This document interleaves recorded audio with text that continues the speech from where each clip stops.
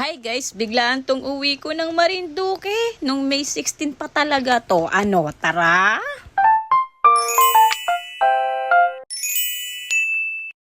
Diyos Mayo Marimar, uwi tayo ng Marinduque ngayon. Pero malungkot nga ni si Tia mo at nasa ospital ang papa ko. Natuyuan na naman ang pawis si Elizardo, kaya yan, nag-ubo na naman siya. Pinanghina nga niya ang katawan at hindi makatulog. Andito na nga ni tayo sa bus at mabilis naman tayo nakarating sa Lucena Pier. Pero dumaan nga muna ako dito at makabili man lang ng pasalubong na pinagong at kalamay. Dahil nga ni isa yun sa paborito ng papa ko. Nakabayad na nga tayo ng ticket at nakapasok na rin dito sa terminal. Kakaot ko nga lang ng opisina niyang mga panahon na yan, kaya talagang pagod na si Tia mo. Pagkasabi nga ni sa akin ni Atel na umuwi ako, talaga namang, ay, umuwi talaga ako. Si mama nga nila ang nagabantay sa ospital ng mga panahon na yan. Kaya talaga namang kailangan niya ng kapalitan. O siya ma, gawin na yung paborito mong anak. Pero hindi nga ni sa biro ay talaga namang hindi naman talaga ako paboritong anak ni mama at papa. Dahil nga ni mga kapatid ko lamang ang nag-iisip nun. Tinanong ko na nga ni mga magulang ko na kung ako bagay paborito nilang anak. Siyam po nga ni kami magkapatid at pang-apat po ako. Pero nga ni ang sagot ng mama ko ay talaga namang parehas naman at pantay ang pagmamahal nila sa aming magkakapatid. Gulang lang yata kayo sa lambing at ako naman ay sobra. Yung tipo nga ning holding hands while walking pa kami ni Papa. Pag nandito sa Maynila, yan. Mapapagbintangan pa ngang magjowa. Okay, Rida.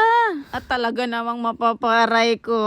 Sa daming matang mapanghusga, talagang wala akong pakialam. Nakaramdam na nga ni ako ng excite ng mga panahon na yan. Dahil nga ni tanaw-tanaw ko na ang Marinduque. Nakatuwa po nga ni dahil nadidiscovery na din itong ating isla. Base nga ni sa nakikita ko ay marami na ding napuntang mga artista para magbakasyon dito. At balita ko din nga ni ay marami na ding vlogger dito.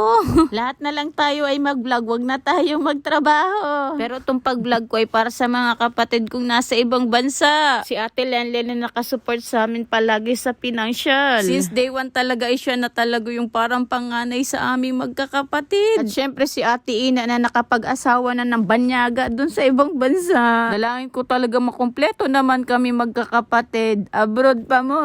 Namimiss ko na nga ni din yung mga magulang ko, kaya mabuti na lang talaga ay umuwi din ako. Sa daldal ko nga ni ay namalayan ko na lang ay nandito na pala ako sa bayan ng Buwak. At dito na nga ni ako bumaba sa ospital dahil andito na nga yung mga magulang ko. Wala nga ning kaalam-alam si mama na umuwi ako. Magugulat na naman yun dahil ginawa ko na naman ito sa kanya. Kung maalala nyo nga ni, yung birthday niya ay hindi ko din sinabi na mauwi ako. Panay na nga ni ang flip top at chat sa GC. Sa GC po naming pamilya ay siya po ang mahabang mag-chat. Ba't ganun po kaya talaga yung mga magulang? Ano? Nagsalamin ako para hindi ako makilala ni mama. Hindi niya alam na nandito na ako sa Marinduque. Pero ka-chat ko pa siya. Talaga namang gugulatin ko na naman si Ledesma. Yun po yung pangalan ng mama ko. At nagdahan-dahan nga nilang ako ng pasok dahil tulog din si Papa. Tapos to naman si mama ay hindi pa rin tapos sa chat niya. Hindi niya alam yung kausap niya ay nasa likod niya lang. Naramdaman niya nga may tao sa likod kaya lumingon na din siya. Uy! Kapit ko na.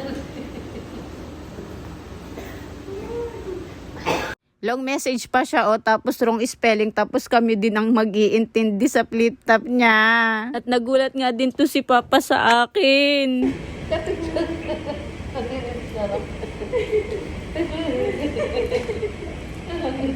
Pa, okay ka lang?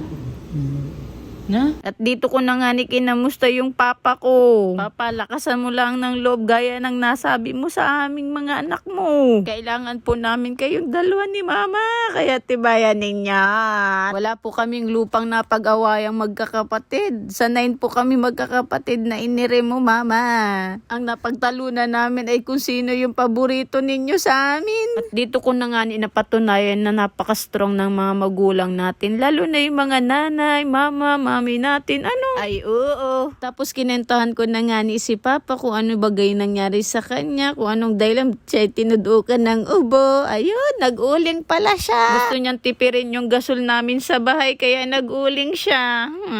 At finally, nakaligo na nga ang mama ko. Nag-amoy tao na siya.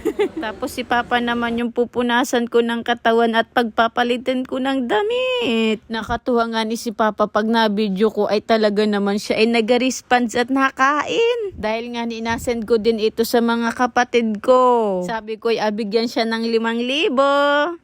Paldo ka dyan. Tapos yung mama ko ay mahilig din talaga sa video-video.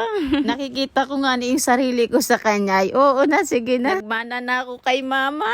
Pero this month of June talagang sineselebrate natin yung Father's Day. Kaya Papa, Happy Father's Day po sa inyo. Mahal na mahal ko po ikaw, Papa. Palagi ko naman pong nasabi yun sa inyo ni Mama, no? Kaya Papa, maraming salamat po sa pagpapalaki po sa aming magkakapatid. Ikaw talaga yung una nagtiwala sa akin na kaya ko kahit hindi ako nakagraduate ng college. Abay, nakaiyak. Dahil nga parang ang liit ng tingin ko sa sarili ko. Abay, nakaiyak. Abay, nakatangis. Parang di bagay sa akin mag-message. Abay, ay chat ko na lang. Kaya ko naman sabihin na personal. Sana mas makabawi pa po kami sa inyo, Mama at Papa. Mahal na mahal ko po kayo. At maraming salamat din nga po pala sa mga nurse at doktor na nag-asikaso po kay Papa. Pagpalain po kayo ng Panginoon. O siya, dumating na sa bunso na kulay pink ang kanyang rubber. Oh, kami lang po ang nakaget. Thank you, bunso, sa pag-drive sa akin na nandyan ako. Aral ka mabuti. Bye-bye.